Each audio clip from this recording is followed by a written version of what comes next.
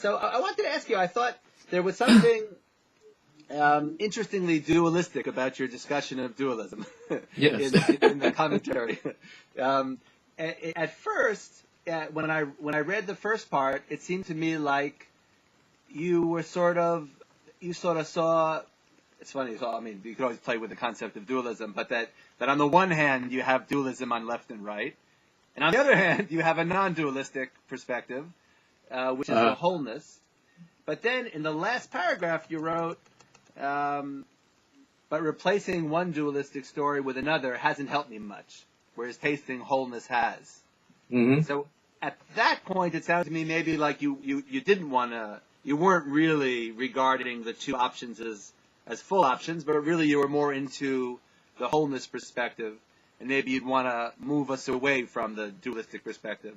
And I wasn't sure which angle was more your emphasis. I think that that's our human reality. I get a little upset at mystics because they don't, they downplayed the dualistic perspective, yet they're the people who are more into it than anybody else I've ever seen because it's so thoroughly in the sources, and you have to establish it before you can overcome it. And so I find that for people who have a non-dualistic viewpoint, they spend a whole lot of time talking about dualism, and in a way to say and say in the end that it's an illusion. And I'd like to say that it's not an illusion.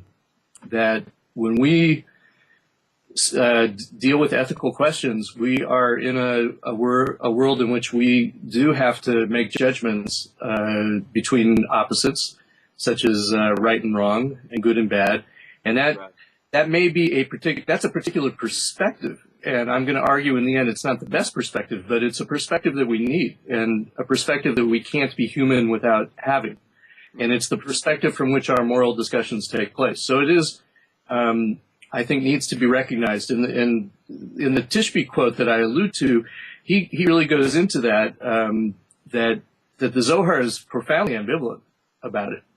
Right. It never resolves the issue of whether or not God's divine light is in the world and it's one, and that's it, or whether or not evil has its own reality, and there's a darkness that has independent existence, the Gnostic view. And he notes how that is a dominant view in the moral discussions in the Zohar. And so he notes that contradiction. So to get back to your question, I think that we have to start from the dualistic perspective. We have to look at our lives around this time of year and ask, what's good and what's bad? And that is certainly a perspective within the whole, but it's a perspective that makes judgments and separates things out, and it's necessary. The problem is in Western culture, I think, and in Jewish culture, I think that we're totally into that. Mysticism is very popular because it offers an alternative, but most people can't get there. And it's because we're so intellectual, and we're so into the left brain, and we're so into thinking as the means of how we deal with such things. As opposed to feeling. Yeah, instead of feeling, and instead of being in our bodies, and instead of getting in the right brain. So I find that when it comes to actually doing tshuva, that for most of my life I thought about it and didn't change very much. And then in my 40s I discovered meditation, and I returned to the wilderness, which is my real spiritual home after years in yeshiva and the university library. And I found that experience is what really opened up a different route for me to go, and actually attracted me in ways that my thinking mind never could. And it was really a way for me to connect to God, which is the big attraction to be a better person. So I found that, let me give you an example. When you come around the turn on a trail, or you come around the bend on a road, and all of a sudden a fantastic, beautiful scene in nature sits in front of you. Right. What's your response? For most people, most of the time, it's not going to involve words. And if it does involve words, it's words that we can't say on this video. So that response of silence, that moment of awe, which Heschel says is the root of faith and is what makes us worthy of faith, that's the place where we, that liminal place where we come into contact with God, and God attracts us and pulls us to be better than we are. We hear the call. From the place of wholeness, or beyond, from the place of beyond speech, beyond the division. Yeah. It's what the mystics of other traditions call the place of emptiness, what we would call Shabbat, or the place of, I don't know, it's the place of Moses listening at the burning bush. It's the place of standing at the foot of Sinai. It's the place where we are open to be influenced by the divine. And so I find that I need to know what my issues are. So I need to think good, bad, right, wrong. But what actually gets me in the direction that I want to go in is more of these experiences. It's like Shabbat and the rest of the week. Shabbat's a taste of the world to come. Mm-hmm. So it's not meant to be isolated from the rest of the week. It's meant to be an example of where we should strive for while we're doing our work as well. So I look at it in those terms. So it's interesting. So I think also to a certain degree there's an issue like of spiritual approach or sort of even personal orientation. I remember I was once sitting when I was first getting into learning some Zohar with a friend of mine. We were sitting on a couch and talking, and I was saying to him, what I think, and I was sort of expressing what I thought was the coolest thing about the Zohar, was that all of this, that from the perspective of using this Sefirot as symbolism, all of this stuff, colors and sexuality and light and darkness, it's all God, So all the drama of dancing and of the power of the beat, and of rhythm and of and energy all around you, with all of its disparate, beautiful qualities, it's all God. And he looked at me all of a sudden and he said, "What are you talking about?" He said, "That's not what's beautiful about it. I don't want that to be God. That's mundane." He said, "God is the silence in the desert. God is the emptiness of an endless horizon." And then he suddenly paused and said, God is the negative theology of the Rambam, or Ein Sof of the Zohar. And I realized all of a sudden we were sitting there that I also appreciate the desert and the negative theology and Ein Sof to a certain degree.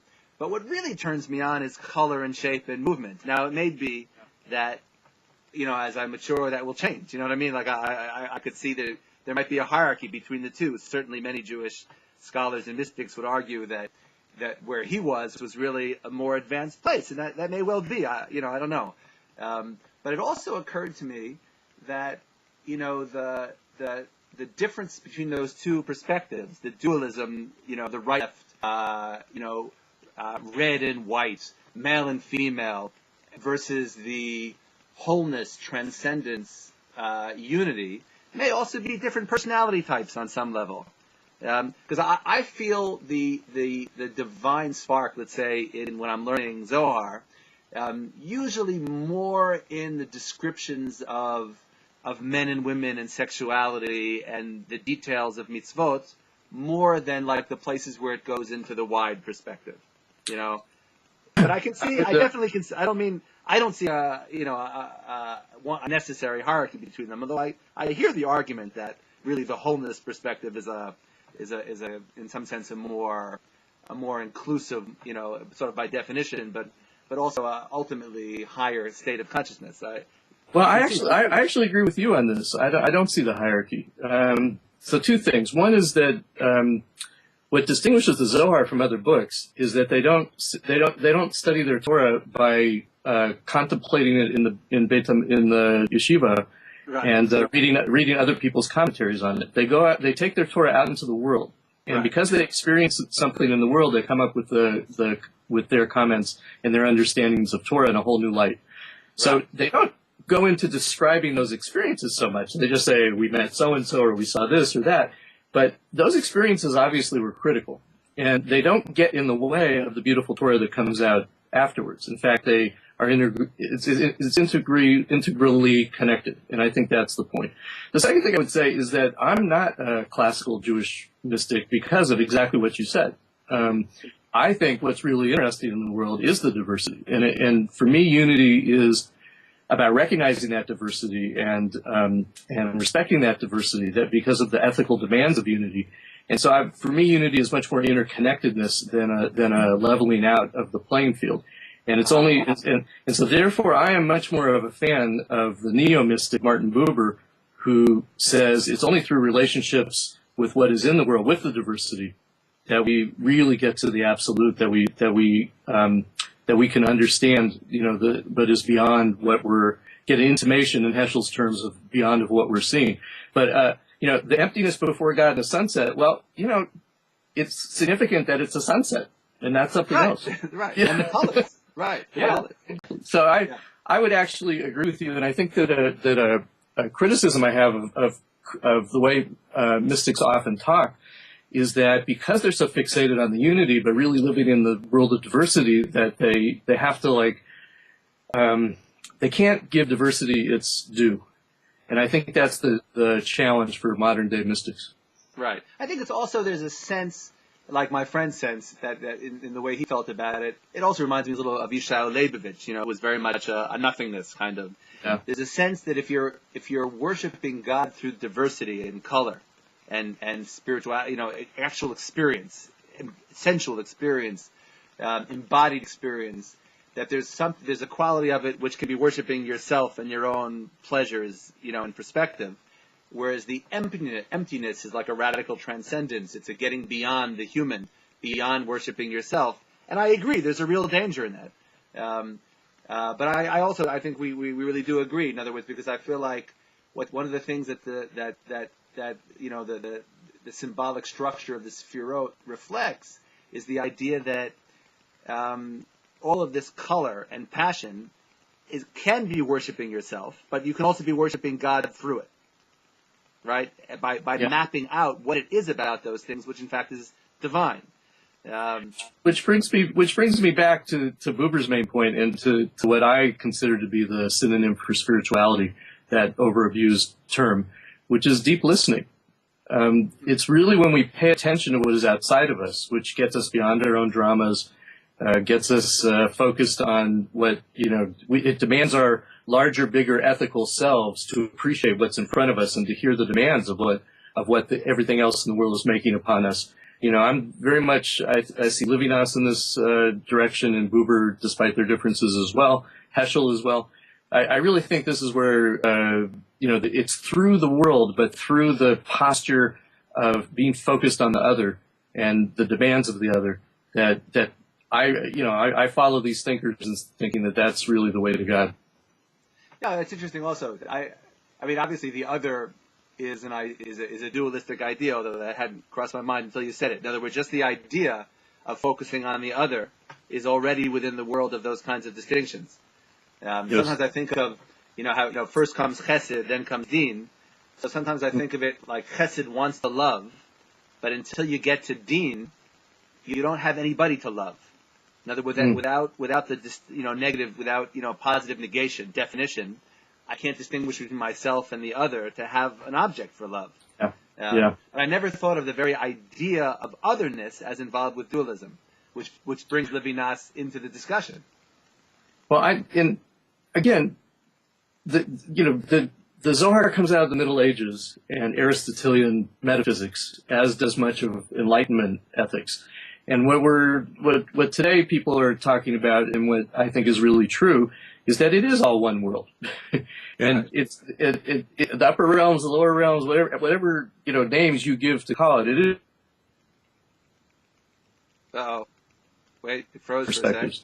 And so I think the skillful spiritual practice that we need to engage in is to know when we need to see the world through a dualistic lens, i.e., when we're responding to injustice, when we're listening to the needs of another, and at the same, at other times we need to jump into that other perspective where we realize that it's all one, and we can empty out and get beyond our own personal mishugas and just let God take us over, and I think that is a very transformative moment. So beautiful. I think that's a good note. I think we're actually over on okay. time. So let's stop here. And that's terrific. Thanks a lot. Thank you, Shia. I really enjoyed the piece and the conversation.